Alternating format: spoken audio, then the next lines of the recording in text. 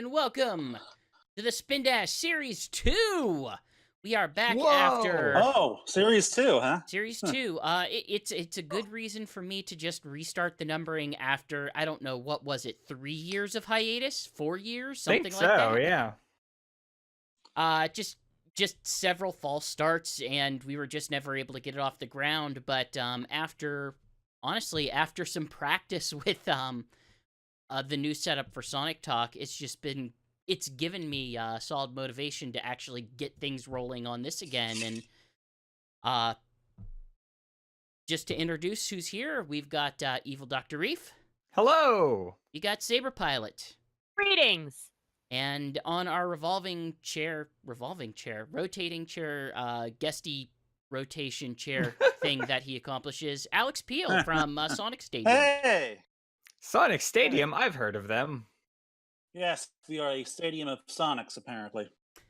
So, first and foremost, if you're watching this over on Twitch, which we hope you do, or at least we hope we pique your interest if you're listening to the MP3 version, you'll notice that I've kind of set up a nice little stage here with some placeholder art. Hopefully it will look nicer in the future.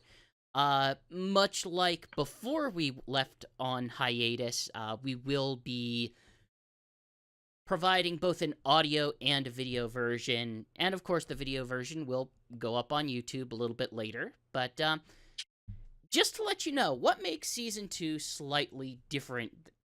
What makes Series 2 slightly different than Series 1 of the Spindash, other than, man, we were gone a while?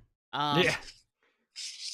A lot of the structure of it has not really changed, but talking with my friends over at Sonic Talk, we kind of decided to divvy up responsibilities of Sonic content discussion. So Sonic Talk is going to be a news specialist podcast, whereas Sonic Stadium, whereas the Spindash is going to be a topic-driven podcast. So Yay! things like discussing the history, discussing different replays of games, discussing things going on in the industry, but not really covering news in the same way that we once had a segment for. Yeah, which I think is fair, because I think a lot of our best Spindash episodes were discussion-focused rather than news-focused. That sounds about right.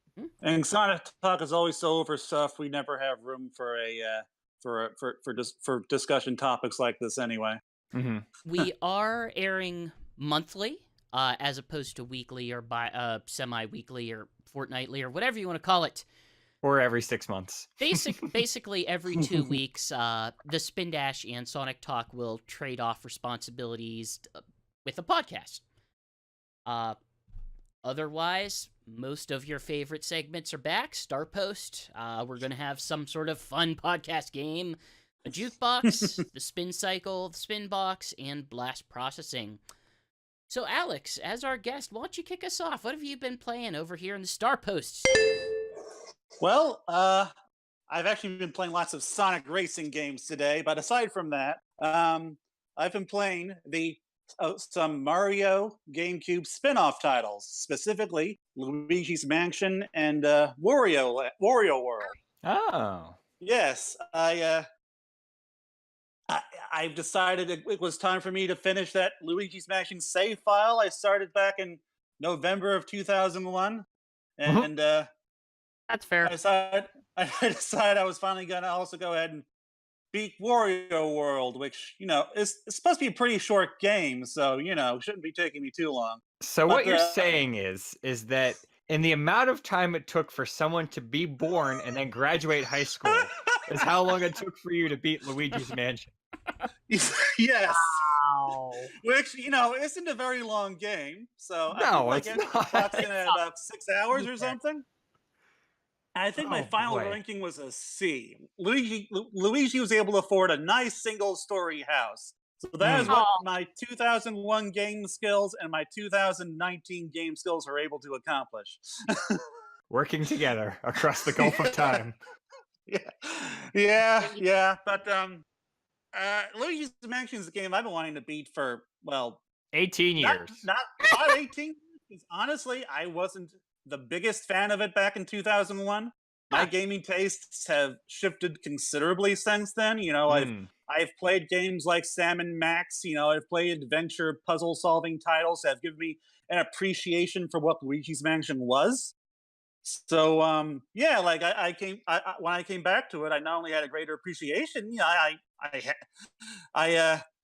was able to play through it to the end in just a couple of days. Yeah, yeah. So Uh, what does have you ever played the DS one or 3DS? yes, 3D, and I was so disappointed that it didn't quite give me the same feeling of you know going through a single mansion and fighting all these unique portrait ghosts and stuff. And so I've actually never completed that one either because it wasn't the original, which I also hadn't beaten. so, but So I'm guessing whenever the third one comes out pretty soon, I imagine you're going to hope it's going to be closer to the original. yeah, and it looks like it will be. Like the trailer does seem to suggest that it's going to take place in a big old hotel, and Yeah. crossing my fingers that it won't just be ghost minions and puzzle solving. That maybe we'll get some ghosts with personality too. Hmm. I know one of the most iconic things about that was always the bosses. How did you find yourself enjoying those? Oh, well, I hate the final boss. Like, so far as I'm concerned, the final boss of Luigi's Mansion is like the antithesis of what Luigi's Mansion is, because it like you need to be like you need to be able to move fast, and you need to have some reflexes in that. And Luigi's Mansion is a pretty slow plotting game, and so it didn't quite feel like a boss designed for the game's gameplay style. Mhm. Like I died so many times in that because I just Bowser kept stomping on me. He Oh, kept hitting me jeez. with all these fireballs and stuff, and like I'm trying to suck up King Boo, and I cannot simultaneously suck him up and also dodge all those ice crystals being shot by Bowser's disembodied head. Mhm. So I like how it much was of a company man that you are trying to call it the one from Sonic. yeah. I had to correct myself. It was very hard. I think that was a better boss battle, by the way. King Boom Boo. I prefer him to King Boo. But aside from that, uh, um, Luigi's Mansion is probably one of my favorite Mario spin-offs now. And I wish I could say that for Wario World as well. But I'm having a lot more fun with it than the reviews suggested I would. But Mhm. it certainly can still be pretty frustrating, especially the Wario World. Where is a platformer, but it's like a platformer beat 'em up developed by Treasure, Yeah, and so whenever I heard you talking about it, I thought, yeah, knowing what I know about your relationship with arcade style games, I felt that that was going to be very much your thing. it is. I don't care that it's only 4 worlds because like the gameplay is a lot of fun. It's got this nice arcadey feel to it where it's all about uh, y- y- where it's all about beating up as many enemies as possible and just gathering all the wealth you can. And there's all these like little rooms and stuff with all these neat little platforming challenges where you have to get these red crystals and these treasures uh, in, uh, in order to complete them and get and 100% the game. Since we have both of those games specifically in the discussion, which game has the better money collection? Yeah, I was gonna bring that up, and Luigi's Mansion. I mean, Luigi's Mansion is a game in which the Mario universe has paper money. It never Yeah. has paper money. What is paper money in context coins, of that diamonds. world? But like, there are a few things more satisfying than just sucking all that stuff up with a vacuum cleaner. Yeah. It's a simple pleasure, but I enjoy it. And Wario with his whole sucking maw thing Mhm. isn't like it isn't anywhere close to that. but it really is just so freaking weird that we had like we had two Nintendo spin-offs of Nintendo characters on the same console that were just this focused on wealth. Actually, So come to think of it, don't both of them basically end in the same way? I haven't beaten Wario World yet, so I'm not sure, but I would imagine that Wario probably gets something with all his money. Yeah, I Traditionally, don't. he buys a mansion, doesn't he? Yeah, I mean, there are many games in which Wario owns some form of castle or mansion. He's really big in the real estate market. But now, if you don't mind me saying something kind of sacrilegious, I think I prefer both these games to Mario Sunshine. I don't know that that's that controversial of an opinion. Yeah, Well, I don't think I it's don't that. know. Like we mentioned, maybe not, but Wario World, come on, like That's fair. I don't know. I think it's interesting you brought those two games up because I had actually sold both of those games back in the mid to late 2000s, and the only one of those two I ever really regretted selling was Luigi's Mansion. But luckily, Saber has a copy, so I am good to go. Yay! So, speaking of Saber, why don't you give us a heads up on some BioShock Infinite? Yes, I've owned the game for quite some time, and I've played through it quite a few times. But one thing I never actually did was play the DLC attached to BioShock Infinite, which is the Burial at Sea, which that was easily rectified because I got a Christmas present from Reef that had the HD versions of all the games. So I've actually been going through the Burial at Sea, and I have to say, while I think that BioShock 2 had some of the most incredible DLC for its time when it came out, Burial at Sea is very good, but I can definitely tell that they were having issues on the development side when it came out because of not the clunkiness of it. It's got a very good plot, it's got very good gameplay, but it all kind of feels a little forced and disjointed at times. And that kind of makes me a little sad because I feel like they could have had a much more smoother product, or at least in the DLC, a much better story if there hadn't been so much infighting going on with that game. What about it feels disjointed to you? It's there are points in the story that narratively don't work quite right. There are certain points in the gameplay where it seems like there were two minds on how to handle certain situations or combat oriented situations, and nobody wanted to be the person to put their foot down and say it's going to be this way, so they try to have it both ways, which is problematic when you're trying to do a game that has combat but also is supposed to be stealth. So maybe in terms of so basically a lot of the disconnect is in the context of just how the gameplay is laid out, how it's structured. Yeah. Okay. Yeah, and that's sad because I mean you can have combat with stealth. And Last of Us actually comes to mind with that very, very much because that actually blended them really well together. But the way that it's handled in certain parts of the DLC, it's very clunky and it's not nearly as smooth as the original game was. So that makes me a little sad. The plot and everything's great, but it just makes me a little, it makes me wonder what they could have done better had they not had all that conflict near the end there. Okay. Was there any other major DLC packs for that or DLC expansions? There was one DLC. I've never actually played it. It's basically a set a high score combat scenario. So I don't typically go to those myself. I'm much more of a plot kind of person when it comes to DLC and things like that. Not saying that there's a time and place and that's something that some people really like, but I'm not the kind of person. I don't care about setting high scores so much as I do about exploring a world, especially like an RPG, first-person shooter, that kind of setting. So, okay. Well, hopefully, the rumored BioShock 4 currently in development possibly will hopefully. I am so. Oh, I can't even begin to say how I feel like it's. I feel very teased, unfortunately, and I want to be hopeful, and I really want to be hopeful because of the people who have been rumored to be involved and what teams they used to be on, including some people from the BioShock 2 and the first game. So, but I don't want to get my hopes up too bad.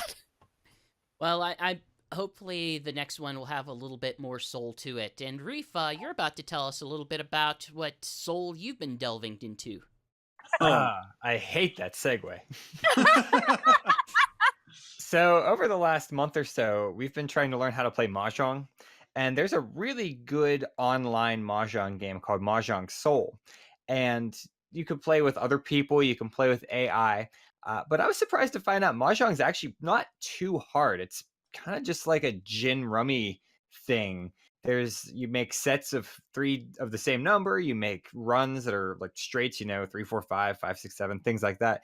And the real challenge is then putting those all together into some kind of winning structure of a hand. And what I really like about this Mahjong Soul website is that by playing with other actual humans, I feel like you can kind of get into the mind of like how other people play and what kinds of hands work the most and which ones maybe you should just skip and not worry about. So it's been an adventure, and I've always wanted to learn how to play Mahjong because I've seen it in anime, I've seen it in video games, but now I finally have like a really simple, easy English way to do this, which I think I cannot stress enough how much easier it is to learn Mahjong when it's in your language. Is this at least partially sparked by the manga you've been reading? Oh, yeah. So I was reading, oh no, I don't remember its actual name. Most people call it The Legend of Koizumi, but it has a proper name to it. And if you're not familiar with The Legend of Koizumi, it's a manga about world leaders playing mahjong with each other, very Yu-Gi-Oh style, very shonen style. And so you had the then Prime Minister of Japan, who was Koizumi. He was playing against like George W. Bush and Bush Senior and Vladimir Putin. There was the president of Ukraine. I can't remember what her name was. And eventually, as they go through, they end up having to fight against Hitler, who is alive on the moon. They have a secret Reich up there, if I recall correctly. Yeah. They built UFOs and they came to Earth and they fought in the Guyana Highlands and the Pope was there. Yeah. This sounds wild. That's a very good manga. I recommend that too. There's also a sequel that they just started releasing this year. Yeah, I think that the main character of that one is like the princess of the current emperor or something like that. Yeah, that's it. So Mahjong. Well, going from your little white tiles to mine, I've been playing some Box Boy plus Box Girl. Your segue game is really on point, and I hate that. So, the Box Boy series has kind of been this little HAL side project type thing that they seem to be passionate enough about to make 4 games of it. The premise of it is it's a puzzle platformer, very minimalist in art style, where you play a little block called QB, whose ability is to just kind of push further blocks out of his body in order to use them like bridges or hooks or blocks to push down buttons or any manner of thing. The specific hook of Box Boy plus Box Girl is this is the first one that has co-op. Either co-op as in one person controlling both characters, or if you happen to have another person to play with you, great. I completed the entire single player. It's the best way I can describe the experience of the Box Boy games are they're kind of the junk food of puzzle platformers. They don't because they are so minimalist.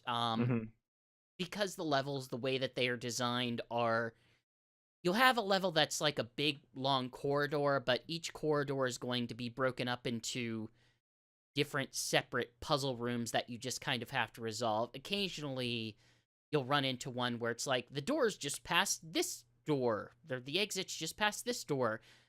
Figure out how to open that door, and it's a bit more complex than the other stuff that they've kind of put you through, but none of it is ever especially challenging, just because what your characters can do are a bit limited in scope, and it's kind of obvious what things that you do not do in order to get to the end. Like, Mm. one of the abilities that you gain is you can kind of just spit out blocks or keep them connected to your body and do things that way, but one of the, I believe, new powers for this one is that you can kind of fire the blocks off of either side of your body just in a straight line horizontally until they reach a wall.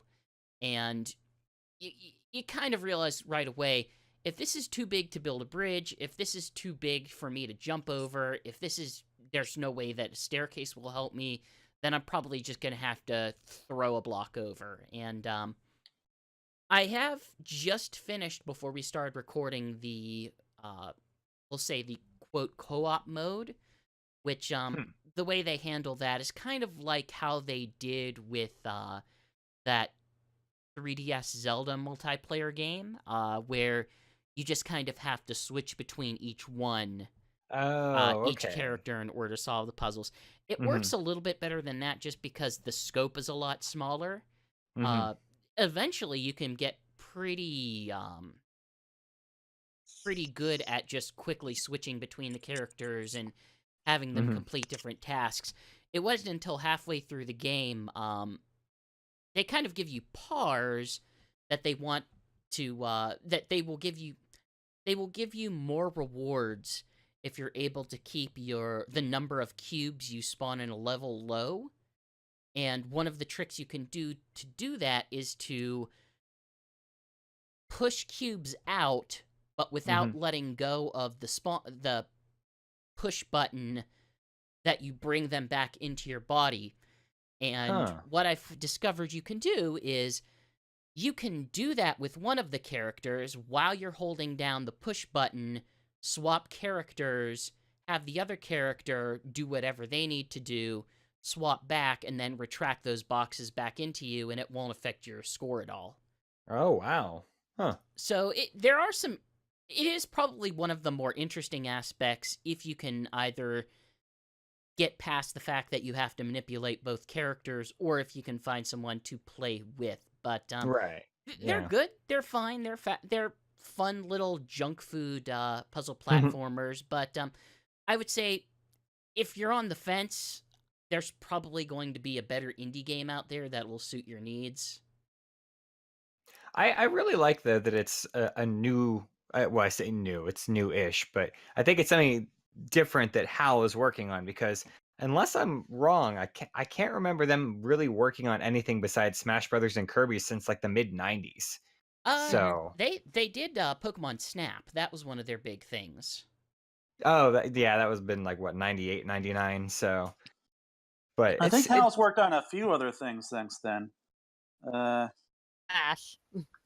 Yeah, well, yeah, I said that one. But the big thing, like, there have been a bunch of Kirby games that they would have been associated with, but primarily, yeah, I would say a lot of their game releases have been, since the N64, have all been either Kirby. I'm looking at the list right now, and I kind of don't see much of anything. Like Picross 3D. Oh, Face Raiders. Forgot that was a thing. Yeah, Face Raiders as well.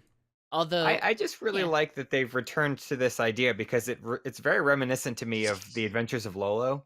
And I played a lot of the Adventures of Lolo when I was a kid. It's not quite the same kind of thing. It's more of a top-down puzzle game, but still pushing boxes and solving puzzles. So you can, at the very least, see their oeuvre of character design. Yeah. Their character mantra is, what if we have a shape and give it eyes? Yeah. And that is the aesthetic of Box Boy and Box Kirby Girl. and Box Boy. Although, with Box Boy and Box Girl, one of the nice things you can do is you can unlock lots of costumes. Oh, goody. So it's just a weird, fun, extra thing that they built off of some of the old games. But yeah, it's light, it's fun, and it's only $10, so it's probably not bad. A decent value. The one aspect of it I haven't gotten to yet is QD, what makes him special and different is that he is extremely tall, and he makes extremely tall blocks.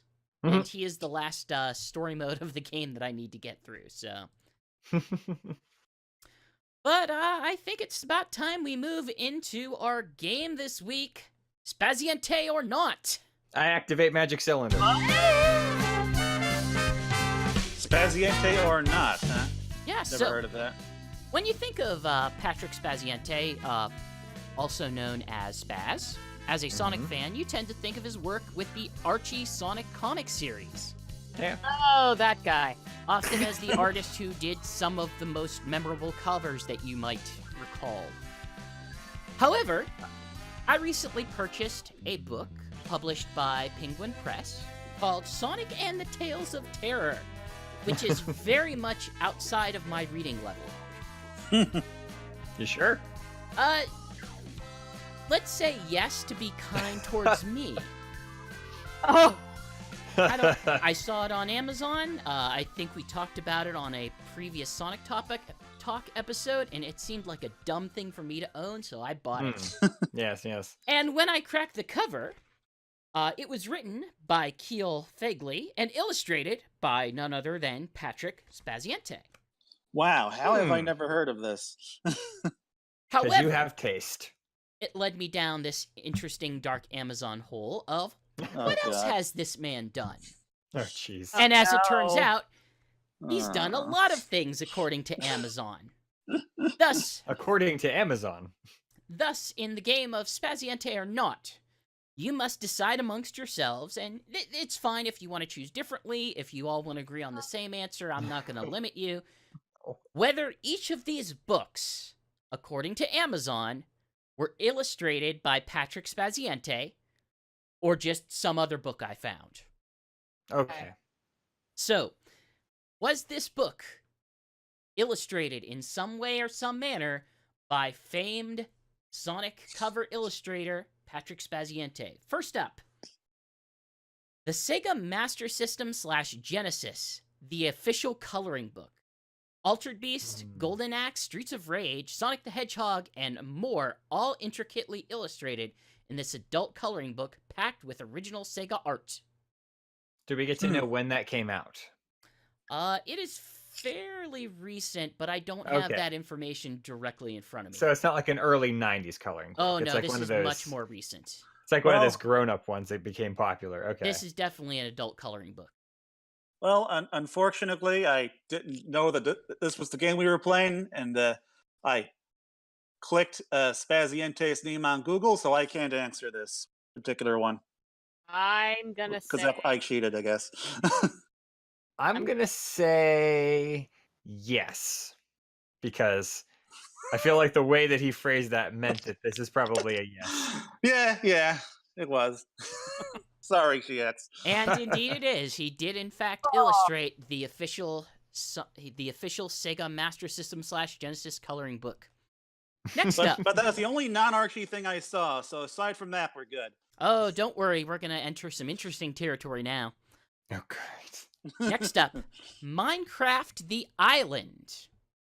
The first official Minecraft novel.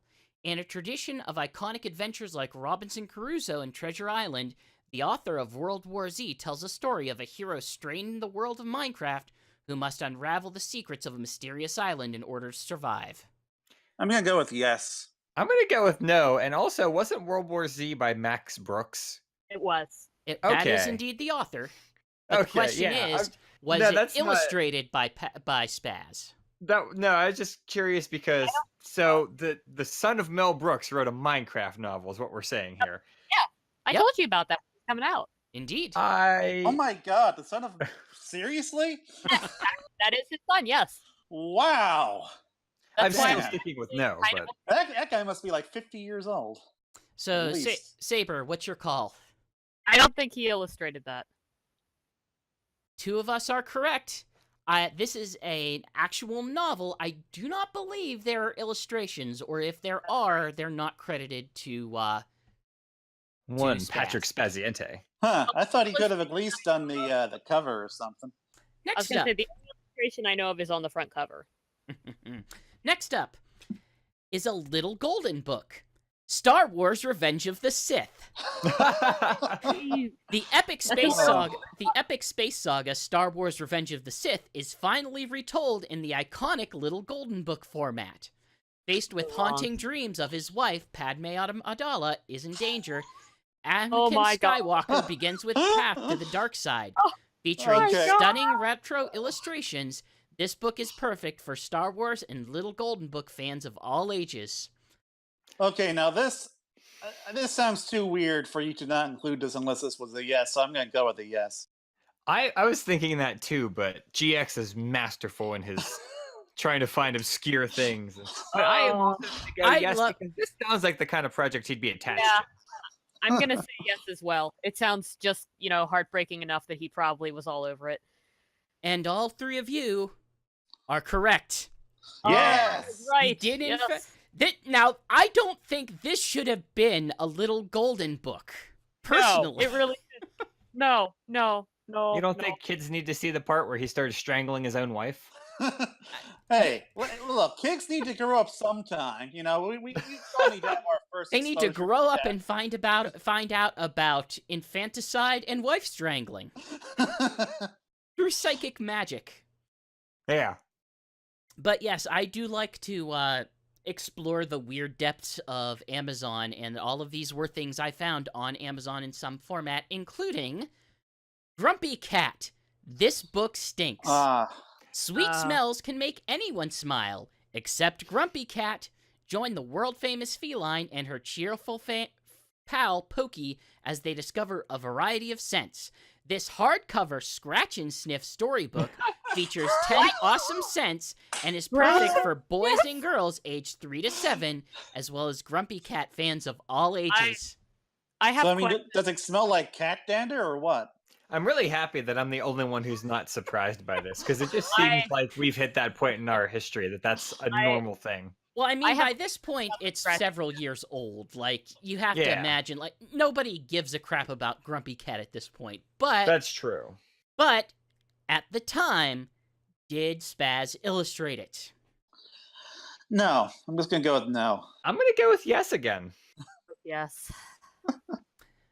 Reef and Saber got it. He did, in fact, illustrate this book. It's definitely not of his blind Sonic style. This was much more of a I forget what you would call an artistic style without actually using black lines. Oh, at least yeah, the cover is. Yeah. Next is Pete the Cat. Pete at the Beach. I'm gonna say no. Pete I'm gonna say no. Pete the Cat is one groovy cat, finding shells and building sandcastles at the beach. But when it gets too hot, there's only one way to cool off: jump into the ocean. I'm still going to say no. I'm going to say no. No. That is correct. It is not. My sister likes Pete the Cat, and I think it's just all the same illustrator.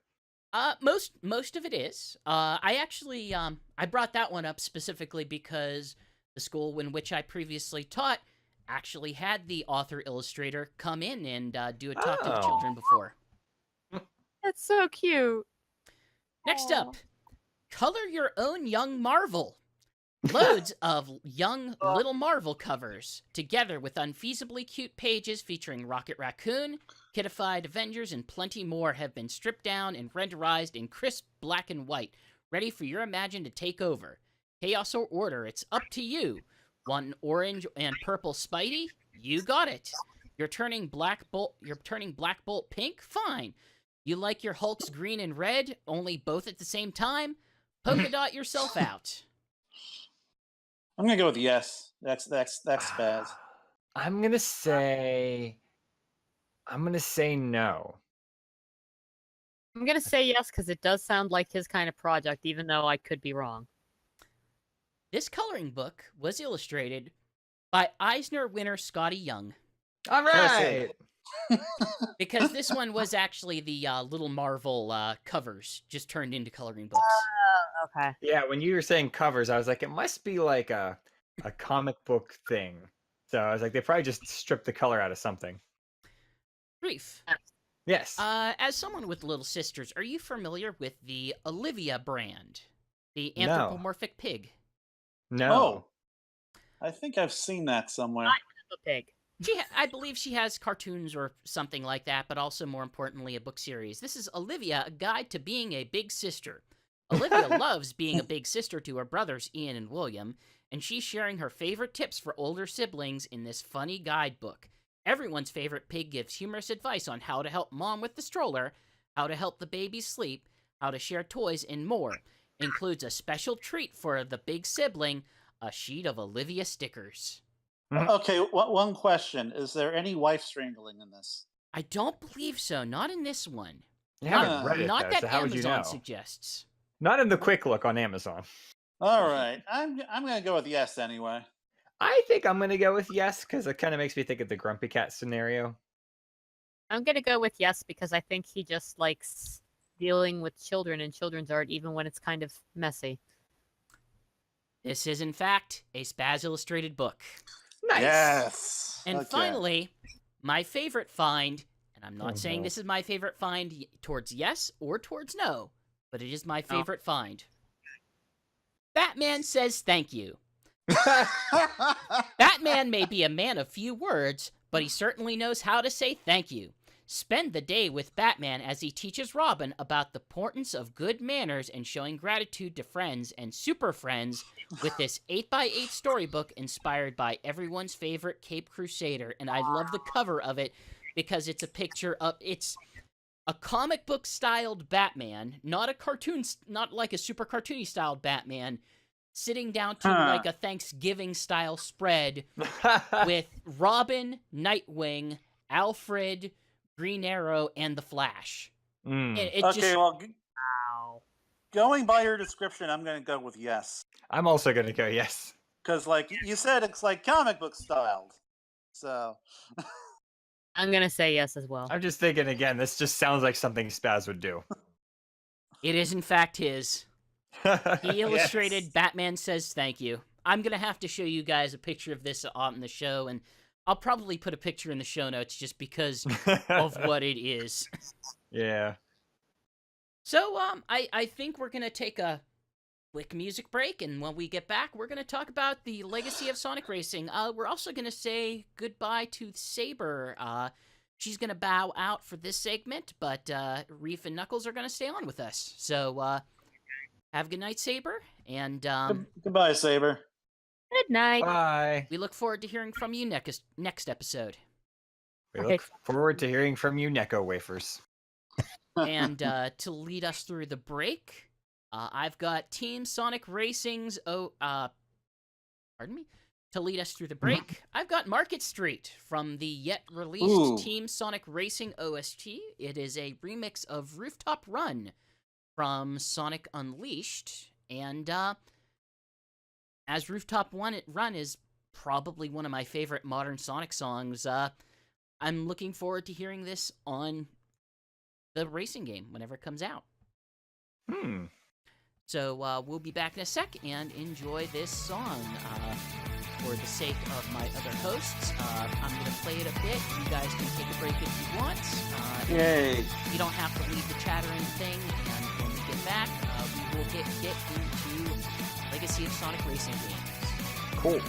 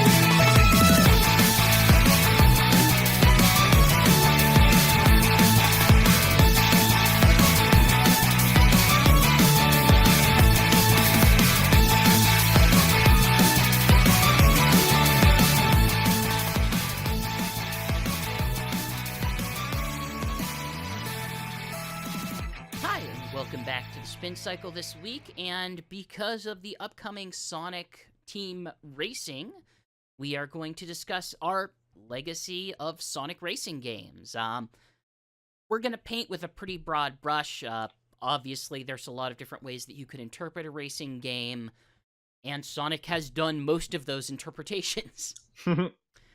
So, let's start off with some of the obvious traditional racing style games, and just maybe talk about the Sonic Drift series, kind of where traditional racing started with Sonic. The Sonic Drift games are just kind of like a Alex, you probably have a bit more arcade-centric knowledge base of how to describe a game like this. I mean, like it's kind of like pole position, but just with more items and obstacles and stuff. Yeah, it's not. It's definitely not akin to a Mario Kart, which is using a mode 7. It definitely does have that sort of pole position. The road is a giant sprite that's going to swerve one way, and you just have to react to it. Well, although as the name would suggest, there is actually some drifting involved in this game as well. Like you do have to, if you want to make the tighter turns in the later tracks, you do have to hit the, I think it was the 1 button on the Game Gear controller to kind of drift, to kind of take some of those tighter turns, and you hold it for too long, you're just going to spin out and come to a stop, which can be a real pain in the ass. Right. But it's a bit deeper than pole position, but I think that's still a pretty good place to come from for it. It's kind of reminiscent of that era of kart racing, though, really. I mean, with what the technology they had to work with is, I mean, I don't know if it's going to get much more involved than that. Like, it certainly ain't Mario Kart, obviously. Right. Yeah, it also this probably came out before Mario Kart, though. Oh, no. No, probably I not, believe actually. Mario Kart was kind of revolutionary, but it was definitely trying to do what Mario Kart was doing, but on an 8-bit system as opposed to 16-bit. And like there's like these monitors that you can hit that can like give you the ability to jump and drop bombs and speed boost, but it's not Mario really Kart. well, it's not, none of it aside from the speed boost is really as useful or as involved as Mario Kart, even Super Mario Kart, because like I don't know, like you can't really strategically use the bombs. You just get the bomb and you lay it, and then maybe the computers hit it, maybe they don't. Maybe you hit it. I did that today. I hit my own bomb. I was very annoyed. That's usually how it goes for me just in Mario Kart, so. And like certain characters like Robotnik and Fang the Weasel can like lob these items at other characters. I honestly can't get them to do it consistently, so I'm not quite sure how it works. The funny thing is, the original Sonic Drift actually did not come out in the US. We never got it until it was one of the unlockables in Sonic Adventure DX for GameCube. Oh, wow. Yeah, when I was playing that as a kid, I was so confused by that. Where's the second? Where's the first one? However, the other weird aspect of that is we also got we did get in the US a version of Sonic Drift 2, but with the Japanese name of Knack the Weasel, Fang the Sniper. Yeah. I was trying to. That's why I called him that earlier, because I've always known him as Knack, really, but they used his Japanese name in that thing, which was also kind of weird. And it's kind of telling that like his inclusion kind of cemented him as this is a character that is centric to the Game Gear specifically. Yeah. Well, aside from his one Sonic the Fighters appearance, I suppose. Yeah. With that kind of odd arcade game. After we moved to that, we don't have a lot of actual traditional car racing. I think you might be able to call Sonic R traditional, but in heavy italics. I wouldn't call it traditional at all. Like even the controls are traditional. They're not. Yeah, it's not really what I would think of when I think of like a. I mean, it makes sense insofar as it's a racing game, but it's not like in that. I don't think of it as the same genre as like a kart racer at Like all. it's basically a racing platformer because Yeah. you got running, you got jumping, and in a lot of areas you kind of got these little open bits where you can just take whatever kind of shortcut you want, so long as your platforming skills are decent enough / Mhm. you're lucky enough. Unless you're using one of the two characters who are actually controlling a car. Yeah, yeah. Well, can you really call the Eggmobile a car? Honestly, I kind of put this one in traditional because every character sort of controls like a car in this game. Yeah. The thing is Well, that as much as I am not really all that fond of this game, and it might just be that I never really learned how to control it properly. When I think of Sonic racing games, this one jumps really high to the top of my list because I just think, oh, Sonic and his friends are fast and they run. Why not have them run and race each other? That's just like where my mind goes. So Dr. Reef, let me just defend your gaming skills for a moment. Because with this game, there isn't really learning how to control the game, or just like. Oh, I disagree. Well, I mean, I was playing that game earlier today, and I've never really been able to get a hang of it because it's like this weird amalgamation of like of platforming controls and like Resident Evil style tank controls.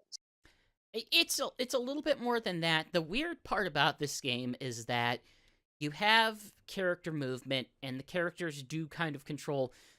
You described it like a tank. I would maybe say a little bit more car-like, which is why I kind of compared it like a car. Mhm. The big aspect that you kind of need to get a grips with is there is a left brake and a right brake, and those are the buttons that will help you actually take some of the weirder turns in this game. Wait, Mhm. wait. So there's a left brake and a right brake. Correct. Just like in all cars. So I thought you guys forwarding you could like use the right or left directional controls to turn, and then you had the jump button. You're telling me there's brake controls in this game? There are brake controls, and specifically, you use them to help you corner. God So it's kind of a drifting damn it. thing then. Okay, It's well not. that explains it because I was trying to figure out if this game had drifting controls, and it didn't. Nothing I tried seemed to work. I guess I need to read the instruction manual. It's not. I It's definitely not perfect. Like it's. Yeah. It doesn't give you the satisfaction of an actual drift, but it does help you take corners a little bit better than you normally would. I think to put it in terms of racing, I would say that it helps you control your understeer, of which there is a lot. I don't I think. just know I cannot run a straight line to save my life in this game. I guess we can't not discuss the most lasting legacy of Sonic R though, and it's going to be the characters and the music. Yeah. I do love the soundtrack in this game. Like legit love. This is an ironic love. I legit catchy. like the music. It's distinctive for certain. Yeah. Like there's a reason why they brought Richard Jacques back for future Sonic racing games when Sumo Digital took over, which we'll get to later. But it's a really distinctive, earwormy soundtrack. Yeah. If you take away the dopey lyrics, which they are dopey, but they're dopey in a kind of endearing way, Right. it is still very much in line with the musical aesthetic of other Saturn games. Like, it wasn't just this game was perfectly unique. Like, if you listen to the Saturn soundtrack of Sonic Nights in 3D Dreams, Blast or Burning Nights Man. into Dreams, like, it kind of falls into the same area of this soft electronic. Yeah, that mid to late 90s sound of Sega. Yeah, I as a big fan of the Saturn, I really do enjoy, I guess, that whole sound too. But while Sonic R isn't exactly my favorite example, that would probably go to Burning Rangers. It's exactly what I would want from a Sonic racing game from that era. Like it's also not so dissimilar from, say, like some of their other racing titles, like Daytona USA, except like there's more of a focus on lyrics Mm-hmm. And in the Sonic R stuff.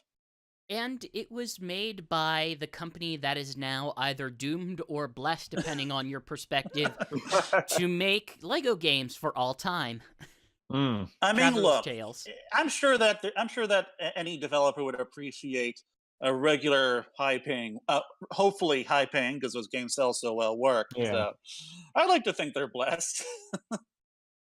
I mean, a lot of, honestly, like, I don't want to diminish it too much, but they found a formula. They found Yeah. a formula that works for them, and it's a formula that they can seem to continue to apply to a number of games in a number of formats. So Yeah. good on them if they can get the work and it works for them. Now, if I recall correctly, this is the Tails Dolls game, right? Yes, it is. Okay. And It's the game. It has two, quote, brand new characters. Mhm. Cyber Knuckles or Mecha Knuckles, depending on Beep boop. what you ever believe, what you believe regarding that. Mhm. And Tails Doll, which is the meme-tastic legacy of this game. Yeah. Because I don't know that I've really heard of Mecha Knuckles outside of, or Metal Knuckles or whatever, outside Well, of. like Knuckles did like get briefly roboticized in the Archie comics, but aside Yeah. from that, no, this is like his only appearance. And as a Knuckles fan, I do appreciate it. I enjoy his design. I like how he controls. I think it's a bit of a shame he was never used again. I think the thing I do like that is very amusing about Tails Doll specifically is every other character, if they go slow enough, will fall in water. Tails Doll will not. Tails Doll Huh. always hovers above the water. Huh. Wow, I've actually never stopped to appreciate that. I'm surprised you've never gone slow enough to fall into the water. Well, I have, but Tails Doll is an unlockable character. Oh, that's so- fair. I've never unlocked Tails Doll. Well, characters like Sonic and I believe Knuckles, if they hit the water, they won't even skid a bit. They'll just go directly in. Now, But like Metal Sonic, Metal Knuckles, Eggman, I believe they have like a little bit of lead up before they eventually lose momentum and fall in. And Amy Rose, her car just turns into a hovercraft because reasons. Yeah. now, when I first played this game, it was actually the PC version. Same here, actually. Yeah, and I actually have a lot of nostalgia associated with this game because it was a Hanukkah gift that I got back in like I think it was 2001, and I was playing it on the computer, and I had like in front of a window, and it was snowy outside. I was just so blown away when all of a sudden, just inside the game, the random weather effects just turned on. It just covered the whole track in snow. And back then, that was just so cool to me. I'm gonna put a pin in that because I think that is worth talking about. But I also want to add that's basically my story with the game too. Replace Hanukkah with Christmas. I got that fancy. Here's a 3-pack of Sonic games. It has the PC version of Sonic and Knuckles. It has the PC version of Sonic CD, and it has the PC version of Sonic R. Also, here is the Sonic screensaver software that comes with Sonic and Knuckles. It's weird, but yeah, it had weather. Like, it could have rain, it could have snow, or it could just be a sunny day. And when it was snowing, everything was frozen over, and it all did affect your handling in the game. So it's kind of a neat effect to it. Yeah, and for a game that only had 5 tracks, it does add some much-needed variety. Which is kind of the downside of it, because, like you said, it has 5 tracks. Like, it's nice that the tracks are different, but there are only 5 of them. Like, that was paltry even back in 1997. Mario Kart, that had like that had like 16. what, 4 cups with 16 tracks. Yeah. So like not counting that. So like if we didn't count that one unlockable track Sonic R has, that'd be like 4 times the tracks. Despite loving to talk about Sonic R because it is Sonic R, I'm gonna Yeah. push us forward to the now my brain has stopped, so and I have to look behind me at my game library to remember the name of the jeez. series.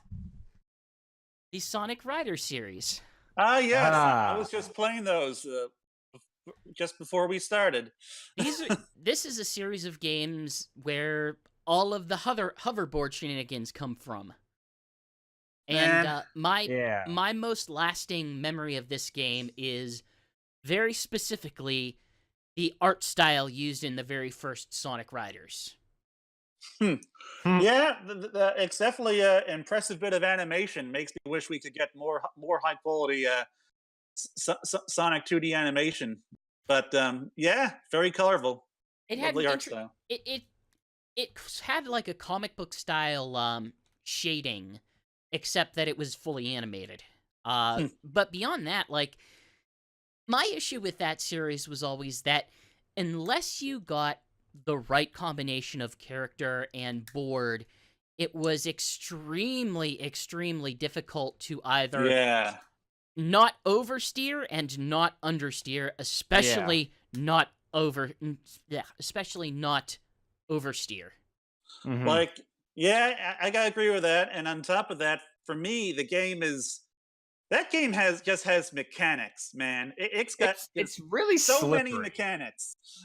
It has a learning curve for sure. Yeah, Yeah. it is. It has a lot of complex stuff going on under the hood there. And as someone who liked snowboarding games a lot back then and was hoping that would be like a snowboarding game but with Sonic in it, I was disappointed with the with what we ended up getting, because compared to say like SSX Tricky, like this game is not nearly as pick up and play as it should have been. Like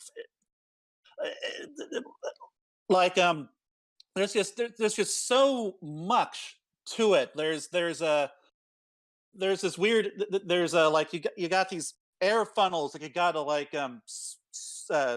half pipe up and down, and you got this air meter to fill, and you got a trick system, and you got all these like complex all these stage gimmicks that come and go. It's just so much, man. And significantly, you have different classes of characters which Yes. each have their own specific tricks that they can and cannot do, which is difficult in upon itself. But I still have a soft place for the first one. It's after the first one I think they get weird. Well, the third one was Sonic Free Riders, so yeah. The third one was a Kinect game. A Kinect game in which Yeah. in which you actually have to move your body and hoverboard. Alex, I think you're the only one among us who have actually had experience with it.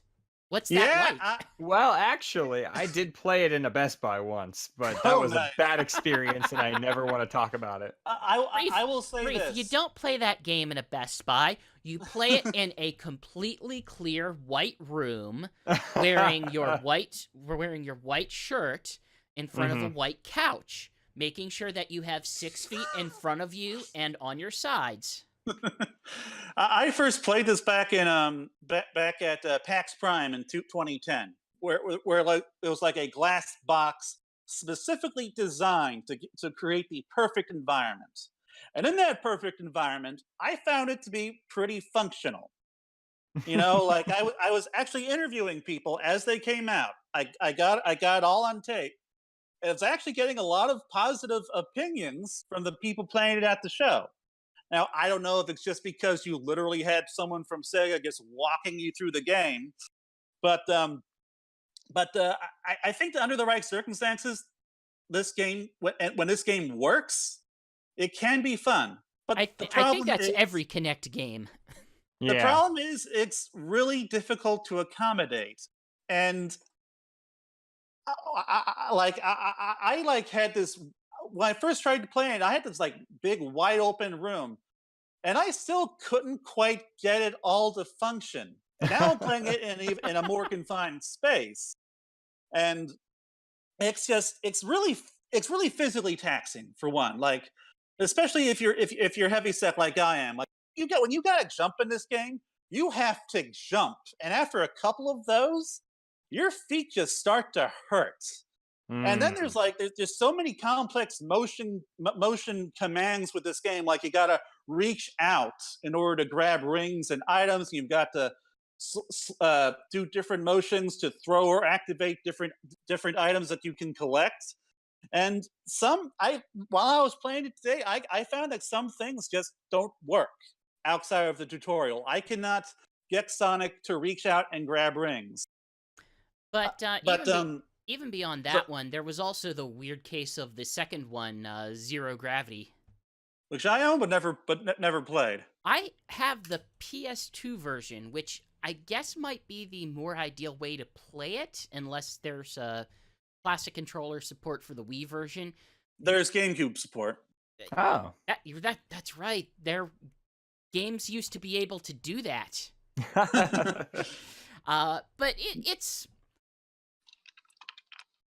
it has all the problems that the first one does, combined with this issue where sometimes replacing drifting, you'll just have to completely change the direction that you're facing and stop, rotate the world, aim yourself towards where you want to go next, and then let go and hope that you've done it right.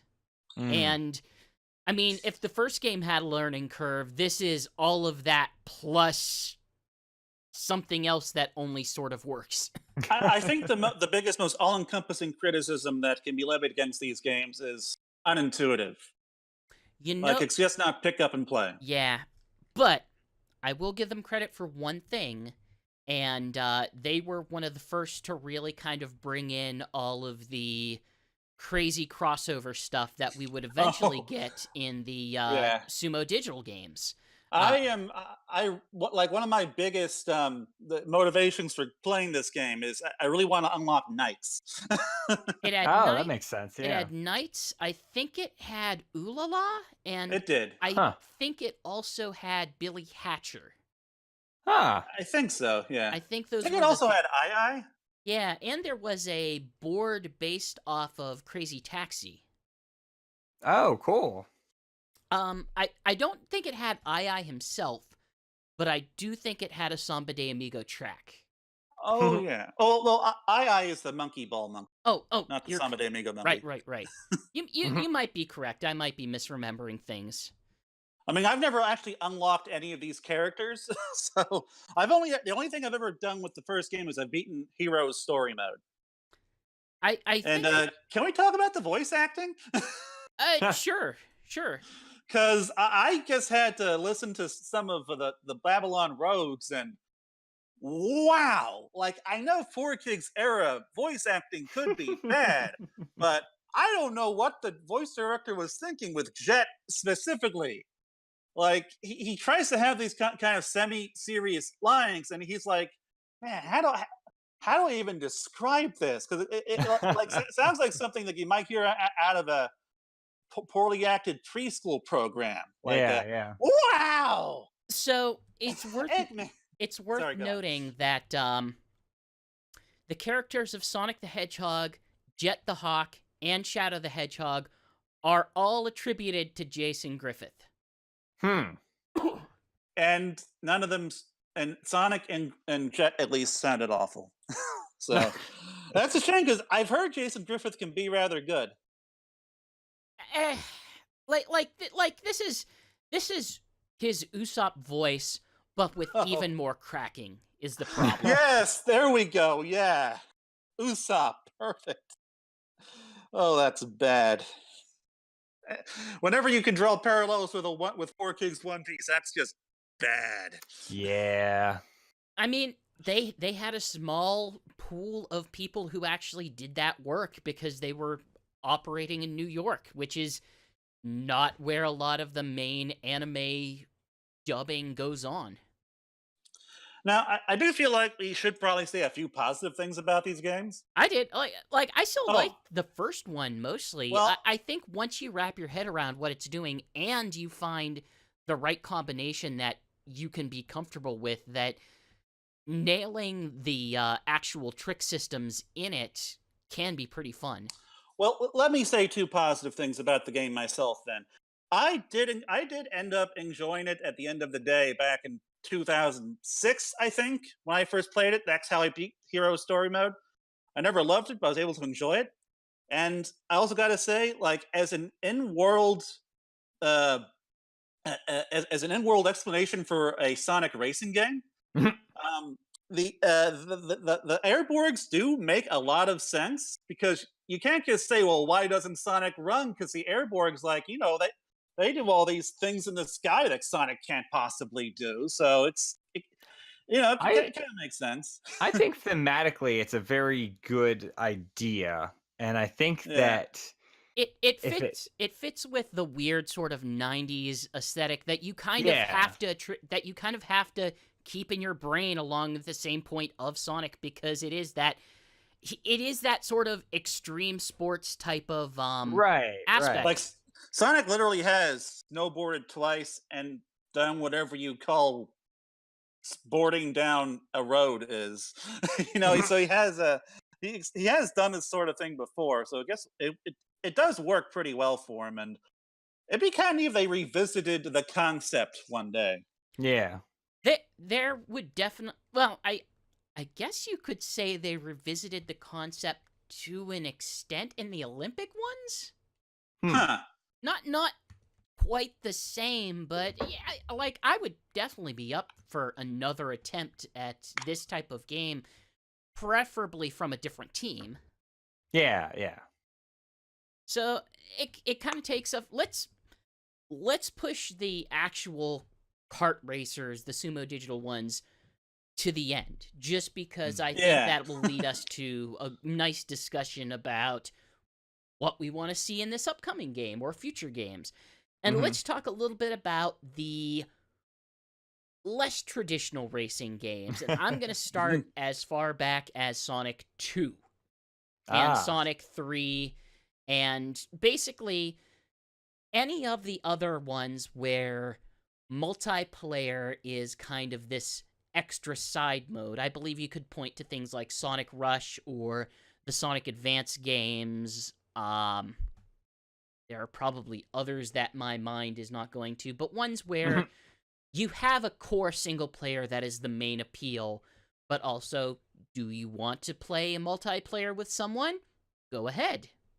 Yeah. Reef, you kind of when had... you- Sorry, go on. Reef, you kind of had specifically experience with the Sonic 3 multiplayer. Yeah, I mean, it's a lot of fun, and I feel like that it's a really good way to counter the fact that when you're playing Sonic 2 and 3 multiplayer in the main story game, it's really easy to ditch Tails. And I like that you can, go into these modes and just kind of, put yourselves head to head, split screen it up, and see just what happens, because I think it's complicated sometimes when you're playing the multiplayer main story, because the camera just follows Sonic, and that's that. So, but I had a lot of fun with these as a kid. Me and the neighbor kids would always get together and we'd play through those and, do little tournaments and stuff. And then Saber and I would play a lot of that back when the Wii was pretty popular. We just popped the GameCube disc in for the Sonic Mega Collection. So I really enjoy them. They're not really, the traditional racing kind of game, but it is a race against other people, and I think it's a lot of fun. It sets itself apart from Sonic 2 in that Sonic 2's racing mode was just a handful of levels that they could squish down in this sort of weird split screen and have you just go front to end and have someone constantly cheating by getting these swap place boxes. But these were actually designed to be multiplayer races. They lap, they loop, they have surprisingly good music. Yeah. I was listening to the... about all I can really remember about those games since I've never really been able to play them as a proper multiplayer thing. Alex, like, what's your experience with some of the less traditional Sonic quote racing? Well, does Sonic Rivals count? I was gonna touch on Sonic Rivals in itself, but we can talk a bit about Sonic Rivals. Yeah, no. No. Well, let's push that back then. No. Sonic Rivals. Sonic Rivals was like these. Sonic Rivals was a set of racing platforming side scroller games. Yeah, it was made. I'm trying to remember who made Backbone. those. Pardon? Wait, I think it was Backbone Entertainment. Yes. Which are famous for something else, but now I can't remember that either. Yeah. Damn it. Oh, I think they made Rise of Lyrica, that Sonic Boom 3DS game. I believe so. They. Pardon me. Well, they make Shrek and Roll. They made a lot of small things. Like they did do the Sonic Rivals game. Looks like they ported a bunch of Genesis games to the Xbox. They've done a Oh lot. yeah. They've done a lot of port work. I remember what they ported. They ported that Genesis collection for PSP. They did not do Sonic Boom. I was wrong there. They actually, before that even came out. Apparently, they put Rock Band 3 on the DS and the Wii. Oh boy. But they're a weird kind of developer, and the games themselves definitely feel unpolished, I would say. Yeah. Yeah. Like that's while I was playing Sonic Rivals, it was fun. Well, the games were fun, but they really just had me wishing that the PSP would get a proper Sonic game. Mm-hmm. Because like the racing could feel cheap. There's all this like this button pressing QTE type stuff when you hit like these bumps and you have to press X or something, and I don't know, like the level design just kind of left me wanting. There was a lot of memorization involved for a type of racing that did not involve laps. I'm correct in that there were no laps in that game, right? I don't think so. No, I believe it was just a straight shot to the finish.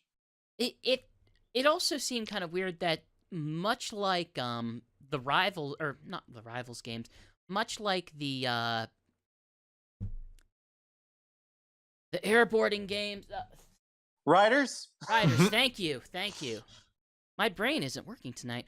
Much like Sonic Riders, they did seem to put effort into giving those games a story, and a story that kind of built off of all games, the world that Sonic 06 started to build, and some others. Like, this is one of the first non-06 games to actually have silver. It had Eggman Nega, which previously was only associated with Blaze, and they're weird. They're very weird. Like, it was kind of like just a Sonic platforming game with all these annoying gimmicks and a rival character that will just kind of make running through the level more annoying. And like, I never really cared for the racing aspect of these games. And it wasn't very much of a racing aspect. Occasionally you would get an item that could annoy the other player, but it never felt like you were really getting a good advantage from them, and it never felt like there was really much of a good way to dodge them using it against you. So whenever I was like ahead of them by a decent margin, before the rubber banding would come into effect and bring them back to me, it was during those moments that I could eke a decent amount of fun out of it. And that's how I was able to kind of get through a decent chunk of the first game. I don't think I ever finished it. But like, it even had traditional boss battles. Like, it was kind of done kind of like a Sonic Rush-esque style, where it was like a 2.5D isometric type thing with the boss battle in the background, except it took place on like a circular arena. Oh, okay. I don't remember. I admit I don't remember too much else about this game. I was trying to play it, but I appear to have lost my PSP. Mhm. But I remember them being decent, Yeah, and that's all I can really say about. they'll do you in a pinch. They were good if you could. They were all right if you could get them cheap, especially Mm. if you owned a PSP and were starving for games for it in the U.S. Yeah. But One thing beyond, I did appreciate about the sequel was Espio's presence, though. Oh. yeah, it was kind of an interesting choice for the second game. Was that I believe it was Espio and Rouge that they added to the lineup? Was it?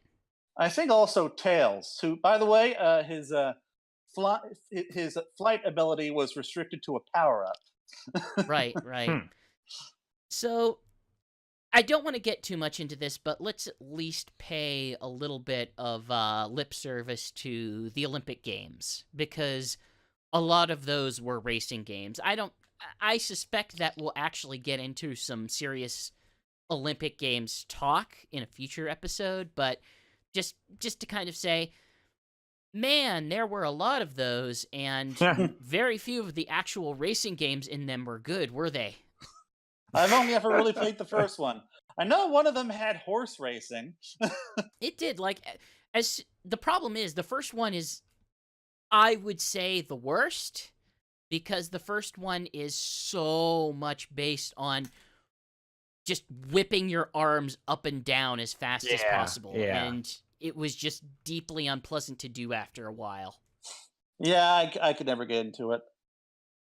But then let's get into the actual meat of the discussion and talk about the Sumo Digital games, starting with Sonic and Sega All Stars, Yes. Sonic and Sega All Stars Racing. I have to Yes. get those right because the titles are just slightly similar to all of the other ones. Yeah. Reef, this is one that I think you've actually played, right? Yeah. Stars Racing games, and I say they're pretty solid games. I prefer the second one. I think that's probably true of most people, but Yeah. I mean, I played a lot of the first one, split screen local with a couple of my friends, and I think that it does pretty well for what it sets out to do. And I don't feel like it's the Mario Kart killer, and obviously it wasn't. We've come this far to know that, but I enjoyed it. I thought it was really fun. I actually own a copy of All Stars Racing Transformed because I liked playing it with people. So I think that they hit on a formula that works really well. And I don't really know a whole lot about the third one as far as like how well it handles, but if they can keep improving on that formula, I think it'd be really, really great. Well, since you brought that up, well, we do have someone on who has actually played it at one point, although I think based on more recent impressions that it might be a little bit different than when you had a chance to get your hands on it, Alex. Yeah, I did play it about 11 months ago at this point. Mm. And I remember the handling being fine, but everything else about it just felt like less good Mario Kart with a gimmick that just doesn't function well in single player. Insofar as the like the team ups and stuff. Yeah, the team up stuff I find just isn't satisfying to pull off unless Mhm. you're with other actual people. And I actually didn't even get to play it in multiplayer, so I'm just guessing when I say that. But Yeah. as a single player experience, I guess I did not care for what I tried. Well, you know, Especially compared to Transformed. it kind of reminds me, and it's not exactly a one for one kind of thing, but there was a kart racer that came out a couple years ago that was called F1 Race Stars, and it had a team gimmick in it where it was, because in Formula One you have two cars on a team, and so in this game you were always paired up with somebody, whether it's, you know, you're playing with your human friend or a computer or whatever, and because of that, like if you could win the race, but your team overall could still didn't really get into, like, and in F1 Race Stars, I think you could turn that off or you could just race singles, but Reef, it was I'm going to stop you there for a second. Can you Mhm. rewind a little bit because you were starting to break up a bit? Oh, sorry. So in F1 Race Stars, you could play, or you had to play as teams, because in Formula One racing, it's teams of two. And the game itself, I think you could turn it off. I'm pretty sure that in F1 Race Stars, you solo, but when you race as a team, a lot of times your teammate, if they lost, that would bring you that race, but you'd still end up losing overall because your teammate ended up in Hmm. last place or something. So Yeah, that is the kind of thing that can happen. That did happen to me multiple times in Team Sonic Racing, and like a couple of times while I was racing at E3, like every I send like most of my items out to my teammates. mhm. I would and I would like do what little I can to directly assist them, and then like I'd get first place, and then Knuckles and Tails would be in like uh, fourth and sixth, and I Yeah. lose because well apparently the CPU just wasn't able to do any of the other things that can Mm. help them keep up with me. But I don't think you can really talk about this series without drawing the Mario Kart comparisons, Right. which isn't which is fair, but not entirely. Well, Uh, I do think that the Sumo Digital Sonic games tend to be more focused on speed and skill than at least the pre Mario Kart 8 Mhm. Mario there Karts. there is a learning curve to these games that I don't think Mario Kart has in the same way, and Right. one of the big aspects of that is something that I'm a little bit surprised to hear as many positive things from you, Reef, as I do, because you are always one of the people who I heard did not really care for actual drifting in racing. Yeah. Huh. And that's one of the things that I actually found a lot easier in uh Sasser is what we used to call it, right? Yeah, we used to call it Sasser. I found it a lot easier in that game because I don't know, for some reason when I do it in Mario Kart, I can never get the timing down. But in All Stars Racing, it seemed like I could actually hit that window. Maybe it's because the controls were a little bit more. I don't want to say they were a little more clunky, but I feel like that might have actually been to the advantage of the way that the style worked. That it was a little bit heavier and harder to turn these cars around corners and stuff. Yeah, the drifting mechanics is one reason why why I preferred the Sumo Digital games to Mario Kart. Hmm. Yeah, it's kind of the specifically difficult part about it is this is not a game where you can just drift and expect to win. Like this much even more than Mario Kart is about racing the line. Yeah. Finding the line, getting as close to the inside edge as you possibly can, and even letting go of the gas and braking at times. Hmm. Which Mario Kart almost kind of penalizes you for doing that. Like, if you have a drift stored, it will Hmm. just completely eliminate it or auto-use it or anything like that. Whereas this actually encourages you to continue holding that drift even if you kind of have to let go of the gas a bit or even just brake a bit. Yeah, which But I liked it because, and this was actually, I think it coincided a little bit with when I got into Formula One, but it was a more technically challenging game without being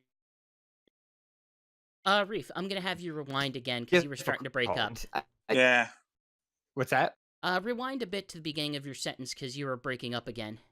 Oh, okay. And one of the reasons I think I really liked these games is because I got into Formula One around the time that they came out. But I feel like they are more technically challenging than Mario Kart, and I feel like they're kind of clunky, and that's I don't know. I mean, they could be polished a little more, but they're just fun, and they have a lot of that weight and heft to it that Mario Kart kind of lacks. And like you said, you have to actually follow racing lines, and you have to strategize your braking and your turning and things like that. So it's got that kernel of challenge that I think Mario Kart lacks some. And especially in the second one, where they do much more with, as the namesake says, transformations than Mario Kart ever did, even with Mario Kart having gliders and underwater sections. Yeah. Sonic and All-Star Racing Transformed is my favorite kart racer, period, because it does iron out a lot of the some of the issues I had with the original All-Stars game. And it's Mhm. certainly not your favorite simply because it has Skies of Arcadia characters and stages. I mean, look, the Skies of Arcadia stage is the best kart racing stage there ever was, but no. For me, like there's three things that Transform does better than any other kart racer for me specifically, and that is one, the transformations. I really love the game's how the game does transformations, because each transformation feels pretty different from the others. Like the water, the boat transformation. There's boat physics that you gotta deal with, and Hmm. the airplane physics. You're literally like flying through the air, and it feels like you're flying a plane. And so they're distinct, not so distinct that it's jarring, but distinct enough that it feels like you're genuinely like doing three different kinds of racing. Yeah. Now, the second bit I really enjoy is the drifting, as I've already said. Like, some of my favorite moments in this game is when I can just pull off this constant drifting motion around turns and stuff, and then once I finally reach the right straightaway, just letting loose and blasting forward, and that is just so gosh darn satisfying. And even Mario Kart 8, which is the first Mario Kart I've ever really loved, has never really been able to do that for me. Now the drifting in Mario Kart 8, I will say I can actually pull that one off. So Yeah, Mario But- Kart 8, like that is my second favorite kart racer, for the record. But I was gonna say anyway, Mario Kart 8 is pretty new. I mean, it was a Wii U game, but it came Yeah. out after Transformed, I think, right? yeah, it did. Hmm. And the third thing I like, which I think is something that a lot of Mario Kart fans probably won't agree with, is I like that the weapons and really both All Stars games, but Transformed especially, the weapons aren't overpowered. Like, they aren't creative either. Like, there's nothing especially unique or creative in these items. Hmm. They're pretty generic, but they don't take over the race. When they hit you, you don't come to a stop. My favorite aspect of what they've done is almost as an alternative to the Mario Kart blue shell is they have two different items. One is the remote control bomb, which doesn't just let you hit whoever's in first, because if you're in fourth, who cares who's in first? Yeah. Or if you're way far back, it will just go and hit whoever you choose it to hit. And the other aspect is the wasps, which All those Yeah. things would be a pain in the ass. which I mean, yes, they're a big pain, but at the same time, they're much more manageable than just trying to deal with a blue shell. Yeah. Although I would personally compare the wasps more to the lightning in terms of how they can just affect everyone on the racetrack. But Now, one of the things that did surprise me actually was that the items don't do, and like we're just having this conversation, but yeah, the items aren't gonna inhibit you quite as much if you get hit by one. But on the other token, if you're behind and you use a bunch of items, they may not help you as much as the items yeah, in Mario Kart. this is what I was going to bring up as a drawback to the items not being as overpowered, is that this is a bigger problem in the first game than the second one, in my Mhm. experience. But it can be really hard to catch up to first place in this game. There is kind of a lack of balancing. Yeah. Like, if you just don't have the skill, there are less tools to help you. And I have, like, I was in this position plenty of times where, like, I was so far ahead in first that, like, the race just became boring for me, or I'm so far behind that I know there's no way I'm gonna catch up to that guy up front. But so, like, that is, as I see it, this series' biggest flaw. Which is funny because that's also kind of what makes it. It's both its biggest flaw and its greatest assets, because it sets it aside from Mario Kart in that it has more demand of skill, but the fact that it demands as much skill as it does means that it just can't be as approachable and as roll the dice, guess who wins, as Mario Kart can sometimes be. So it's kind of like real Formula One, because right now Mercedes has won the last 5 races, and they've only been 5 races so far. Wait, I don't know. They've won every race this year, and I'm very tired of it. So, and alternatively, Williams has lost every race by a huge margin. So it's just like real life. You know what? Two other big advantages Transformed has is the missions. Because it has an actual single player. It has a goddamn single player Mario Kart. Did you hear that? Mario Kart. It has single player Mario Kart. It has more than just the Grand Prix Cups. And not all the missions are good, but most of them are. Most of them I really enjoyed. And in addition to that, there's also the track design, which, I'm sorry, I think the track design in this just blows Mario Kart away, because not only are the tracks just more impressive to look at, many of them will transform and shift as you go through the race, taking full advantage of all the transformations. And the Skies of Arcadia track is like one of the best examples of that, because in the middle of the whole thing, a big old ship battle just breaks out and blows up half the island. Now, one of the problems you run into with that, though, is that as you play through the stage, you'd think that as you go through the different laps, you'd improve because you remember how to do certain things. And then you run into the problem where the stage has changed on you, and you may make a mistake because of it. I guess that could be an issue, but for me, I guess I played the individual tracks so often that I guess kind of remember a lot of the turns. It just takes practice, but I just remember the first couple of times I'd play through certain stages, it would catch me out most of the time. And ultimately, this is kind of why I find Team Sonic Racing to be kind of disappointing, because the courses are looking really cool, but it's not. It doesn't have the cool factor or the uniqueness of the transformation mechanic. It doesn't have. I think the team-based elements are a harder sell than saying you can be a car or a plane. Now, that being said, earlier you were referencing the better previews that the game has been getting recently, including from Sonic Stadium.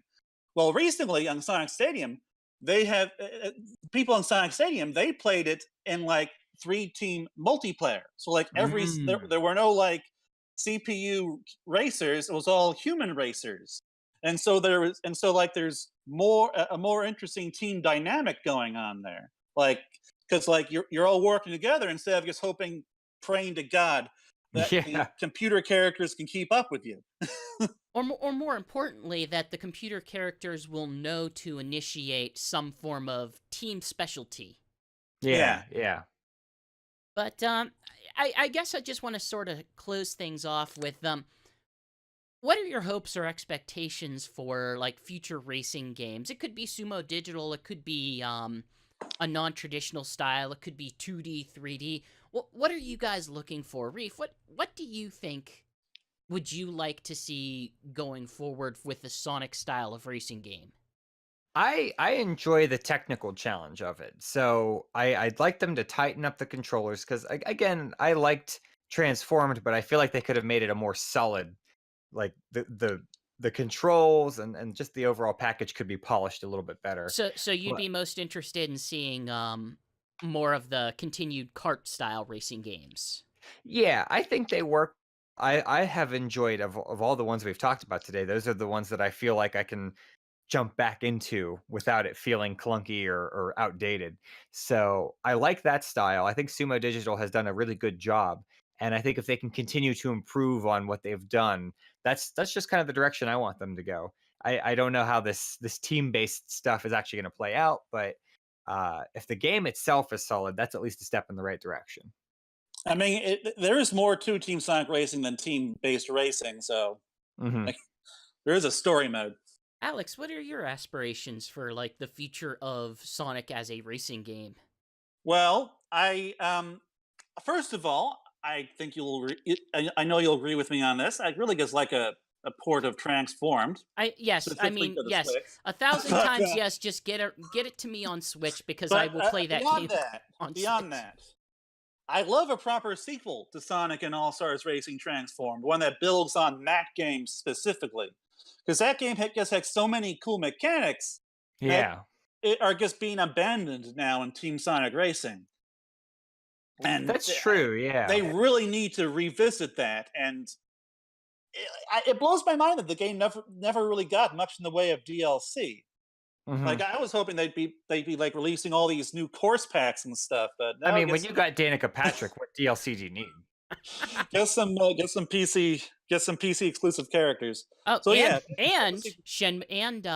Rhea from Shenmue Oh driving no, and there are a bunch of PC exclusive characters. Like there was Heavy from Team Fortress 2. There was Oh yeah. the football manager guy and the Shogun guy from Total War. I think they had like a famous podcaster as well as like Yogg's Cast, I think. something like that. I think it was supposed to be for charity. Yeah, something like that. And then of course But- the main one though was you get Metal Sonic and an outrun course. Oh jeez. Oh boy. So yeah, like a port and sequel of Transform. And I'd also, as we talked about earlier, I would love to have a new Sonic boarding game that is actually really easy to pick up and play. I was gonna say, given my experience with that, I could give or take it. So For me, Like, I don't know. Go on. I was just gonna say, for me, I think the one thing that I'd like to see them try is a racing game in the current style of Sonic game. I guess people tend to call it the boost style, the style where you have a straightforward running obstacle course, and in those cases you would be boosting. I guess if you were to balance a game like that, you probably couldn't have boost in the same way, or you would have to use it in the same way, or kind of preserve it in the same way you would an F-Zero game. But I feel like there's opportunity there to make a multiplayer in that style that I think would be interesting to at least see. I don't know. That sounds like the kind of thing Sonic Team would screw up. Oh, it absolutely does, but I am curious.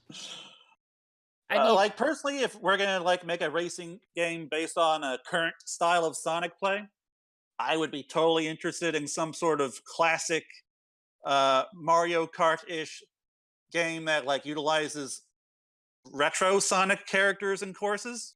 I mean, one of my favorite things that came out in the last Sage was a mod for Sonic Mania, including Sonic Mania Plus, which turned all of the special stages into Mario Kart, including putting, I believe, Sonic in a go-kart. Like, since apparently Mighty and Ray and Fang can't be in Team Sonic Racing because they're dividing the brands between classic and modern, might as well have a classic racing game, I guess. I mean, at this point, who knows? Because Iizuka basically came out and said, after Mania, we're turning the corner on the Sonic franchise, whatever that's supposed to mean. And I suspect it doesn't mean that much, or it means, okay, Sonic Team, you get to make the next 2D game. And I don't know how that's going to turn out. It'll be a surprise. I'm hoping that they'll just get Eve Star on it. We'll see. So, thanks for coming on and helping us with that. We're gonna kick things over to Reef for the spin box, and he's gonna tell us about how you all can send your questions and etc. Reef, take it. So, because we've been off the air for three and some years, we don't really have any letters right now. But if you do have questions or comments or any of those etc. that GX alluded to, you can send them to dash@gmail.com, or you could tweet them to @thespindash. Because we're back. Reef, what was that email again? thespindash@gmail.com. Or you could tweet them to @thespindash. Thank you. And If we get any, we'll be sure to answer them next weekend. Any questions, comments, suggestions for topics, anything like that, we are certainly open to. And of course, you have plenty of time to do so since we are now a monthly show as opposed to Yes. semi-weekly or weekly, fortnightly, whatever. Yeah. But that's going to take us into blast processing this week. Cue the music. And people on Twitch won't hear the music because I didn't have that queued up. But Cripes. but you got The actually. Sega Genesis has blast processing. The Nintendo, it's not gonna. It's wrong. You can't. So blast processing is our wrap-up segment where we just throw out whatever we're thinking of, whatever we're off-topicing about, and Reef, why don't you lead us off? So over the last multiple years that we've been gone, I've started listening to a lot of podcasts because I am now in a job where I'm on the road a lot. So I would like to expound upon the brand of the McElroy brothers and their extended, because I started listening to a podcast called The Adventure Zone, which is their sort of role-playing. They started out with D&D, and they went through and they had their really big campaign, lasted for several years. And then they started doing another game. But I started with The Adventure Zone, listening to them blunder their way through an adventure. And then I switched over to another show they do called My Brother, and Me. And that's just the three McElroy brothers giving advice? Question mark. It's an advice show for the modern era, is what they say. And you should never follow any of their advice, but it's very, very funny. And then from there, I branched out again. There are a lot of other fairly serious podcasts that they do. They're pretty funny, but my favorite is that Justin McElroy and his wife Sydney do one called Sawbones, which is just like a medical history podcast and has a lot of very strange medical fads and modern day things that are probably very, very bad for you. So podcasts are great, and I really enjoy those McElboys. And I'm just going to take a quick sec to kind of mention that, hey, if you're not listening to this on Twitch, we have a Twitch channel, and we hope to make use of it very shortly. If not there, then possibly other Twitch locations. There's nothing I can really announce yet, but we are working on a couple streaming-centric shows, and I want to make an effort to stream a bit more, and if you want to catch anything we have to show, just go anything we have to show you, just head over to twitch.tv/thespindash and give us not a subscribe, because subscribe means something different on Twitch, but just a follow, and it'll let you know whenever we're doing something cool, such as recording a podcast, or streaming a game, or possibly Keep an eyeball streaming out for some us. sort of racing game coming up in the near future. Who knows? Who knows? That's always a possibility. But, Alex, do you have anything off topic or anything you'd like to plug? Well, you told me to come up with a. Let's see. I thought that we were supposed to be like talking about some like a game or something at the end of this, because I was going to bring up. Hello? Did you say something? I'm sorry, you were breaking up for a bit. I thought you were talking about, and then so forth. I thought we were supposed to. I thought we were like supposed to talk about some game at the end of this. That I don't know. With the way you described it to me. It's off topic. It's blast. Whatever you want to talk about. It's blast processing. So it doesn't whatever exist, and it doesn't about. matter. All right. Dang. I guess I rant about the Saga Advance games anyway. That's what I was going to go with from your description over Discord. I've been playing these Sonic Advance games lately, specifically 2 and 3, and it's been kind of interesting going back to these games in a post-Mania world, where like flaws that one may not have noticed or necessarily cared about back in 2003 are much more apparent now when it comes to those games. Now, I do still enjoy them, but Saga Advance 2 specifically is honestly kind of a mess going back to it now because some of the later levels are just really cheap. Just so many spikes and speed traps and holes that just kill you instantly. And on top of that, if you want to get all the Chaos Emeralds, which is why I kind of went back to that game, you have to collect 7 rings in one go, and and level design that doesn't let you explore.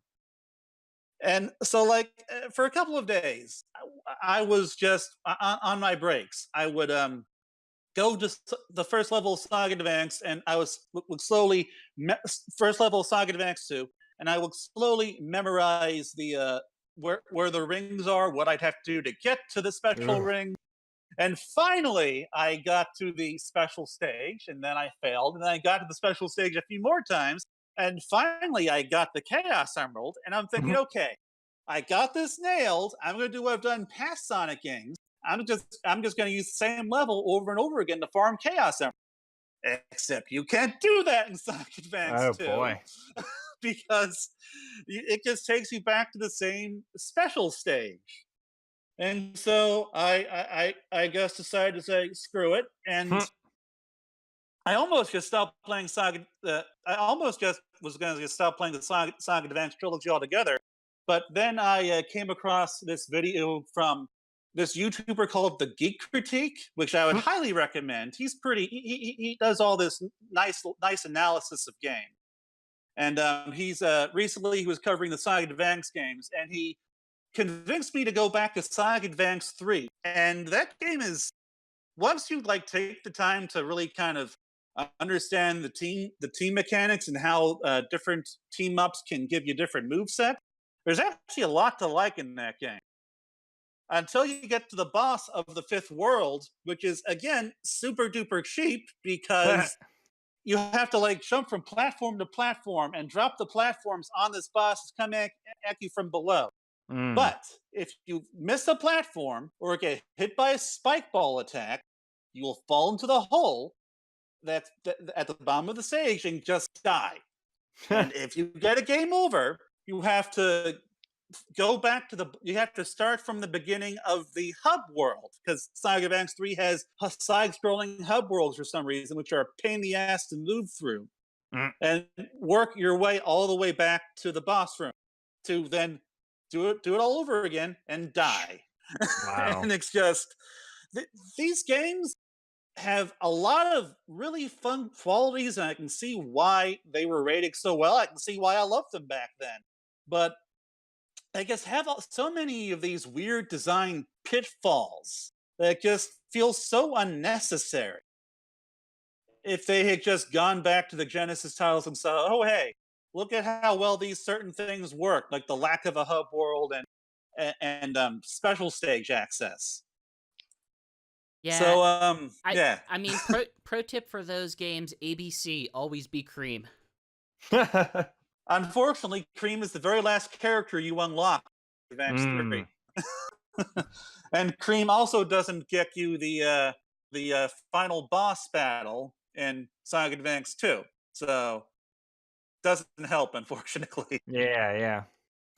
So, anything to plug real quick before we head our separate ways?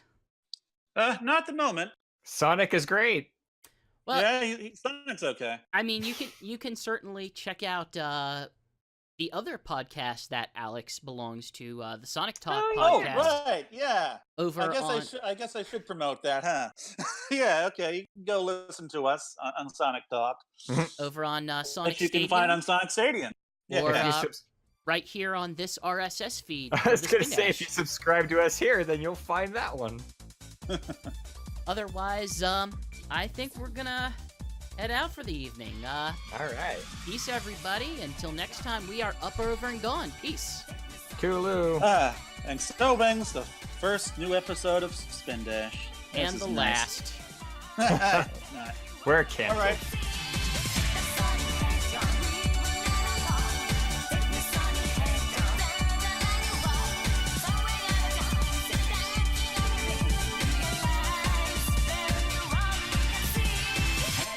Hedgehog.